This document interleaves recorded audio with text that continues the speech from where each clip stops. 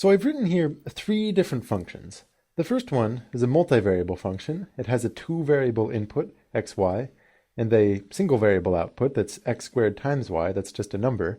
And then the other two functions are each just regular old single variable functions. And what I want to do is start thinking about the composition of them. So I'm going to take as the first component the value of the function x of t. So you pump t through that, and then you make that the first component of f. And the second component will be the value of the function y of t. So the image that you might have in your head for something like this is you can think of t as just living on a number line of some kind. Then you have x and y, which is just a plane. So that'll be, your x coordinate, your y coordinate, two-dimensional space. And then you have your output, which is just whatever the value of f is. And for this whole function, for this whole composition of functions, you're thinking of xt, yt as taking a single point in t and kind of moving it over to two-dimensional space somewhere. And then from there, our multivariable function takes that back down. So this is just a single variable function, nothing too fancy going on in terms of where you start and where you end up. It's just what's happening in the middle.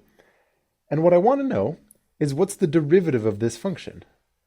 If I take this, and it's just an ordinary derivative, not a partial derivative, because this is a single variable function, one variable input, one variable output, how do you take its derivative?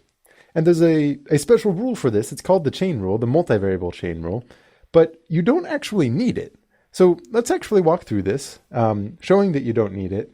It's not that you'll never need it. It's just for computations like this, you could go without it. It's a very useful theoretical tool, a very useful model to have in mind for what function composition looks like and implies for derivatives in the multivariable world.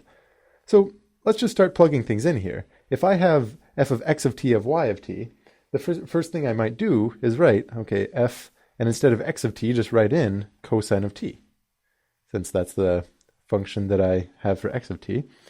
And then y, we replace that with sine of t. Sine of t. And of course, I'm hoping to take the derivative of this. And then from there, we can go to the definition of f of xy equals x squared times y, which means we take that first component squared. So we'll take that first component, cosine of t, and then square it.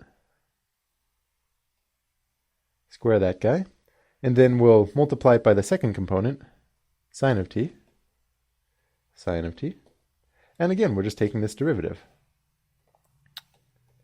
And you might be wondering, okay, why am I doing this? You're just showing me how to take a first derivative, an ordinary derivative. But the pattern that we'll see is going to lead us to the multivariable chain rule. And it's actually kind of surprising when you see it in this context, because it pops out in a way that you might not expect things to pop out. So continuing our chugging along, when you take the derivative of this, you do the product rule, left d right times plus right d left. So in this case, the left is cosine squared of t. We just leave that as it is, cosine squared of t, and multiply it by the derivative of the right, d right. So that's going to be cosine of t, cosine of t. And then we add to that right, which is, keep that right side unchanged, multiplied by the derivative of the left. And for that, we use the chain rule, the single variable chain rule, where you think of taking the derivative of the outside. So you plop that 2 down like you're taking the derivative of 2x, but you're just writing in cosine instead of x, cosine t. And then you multiply that by the derivative of the inside. That's a tongue twister, which is negative sine of t. Negative sine of t. And I'm afraid I'm going to run off the edge here, certainly with the many, many parentheses that I need.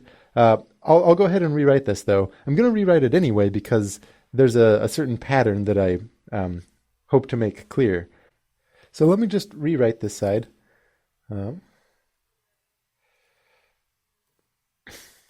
Just copy that down here. I just want to rewrite this guy. You might be wondering why, but it'll become clear in just a moment why I want to do this. So in this case, I'm going to write this as 2 times cosine of t times sine of t, and then all of that multiplied by negative sine of t. Negative sine of t. So this is the derivative. This is the derivative of the composition of functions that ultimately was a single variable function, but it kind of went through two different variables.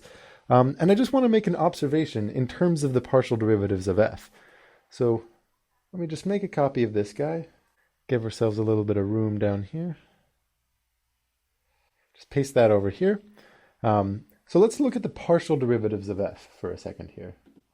So if I took the partial derivative with respect to x, partial x, which means y is treated as a constant, so I take the derivative of x squared to get 2x, and then multiply it by that constant, which is just y. And if I also do it with respect to y, get all of them in there. So now y looks like a variable, x looks like a constant, so x squared also looks like a constant. Constant times a variable, the derivative is just that constant. These two, their pattern comes up in the ultimate result that we got. And this is the whole reason that I rewrote it. If you look at this 2xy, you can see that over here, where cosine corresponds to x, sine corresponds to y, based on our original functions. And then x squared here corresponds with squaring the x that we put in there. Then if we take the derivative of our two intermediary functions, the ordinary derivative of x with respect to t, that's derivative of cosine, negative sine of t, and then similarly derivative of y, just the ordinary derivative, no partials going on here, with respect to t, that's equal to cosine. Derivative of sine is cosine. And these guys show up, right? You see negative sine over here, and you see cosine show up over here. And we could generalize this. We could write it down and say, at least for this specific example, it looks like the derivative of the composition is this part, which is the partial of f with respect to y, right? That's kind of what it looks like here, once we've plugged in the intermediary functions, multiplied by this guy was the ordinary derivative of y with respect to t. So that was the ordinary derivative of y with respect to t. And then very similarly, this guy was the partial of f with respect to x, partial x, and we're multiplying it by the ordinary derivative of x of t, so over here, x of t, with respect to t.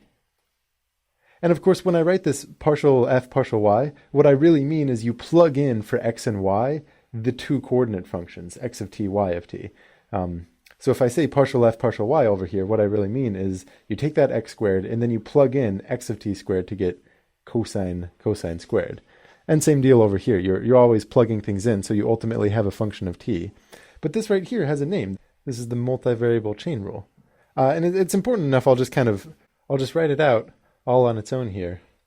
If we take the ordinary derivative with respect to t of a composition of a multivariable function, in this case just two variables, x of t, y of t, where we're plugging in two intermediary functions, x of t, y of t, each of which just single variable, the result is that we take the partial derivative with respect to x, and we multiply it by the derivative of x with respect to t, and then we add to that the partial derivative with respect to y multiplied by the derivative of y with respect to t. So this entire expression here is what you might call the simple version of the multivariable chain rule.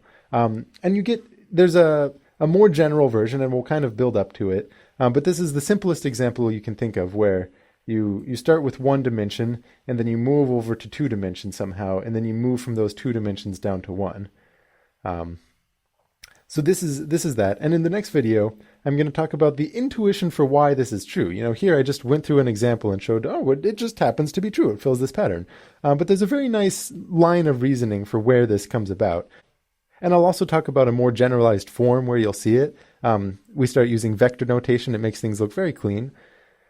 And I might even get around to a more formal argument for why this is true. So see you next video.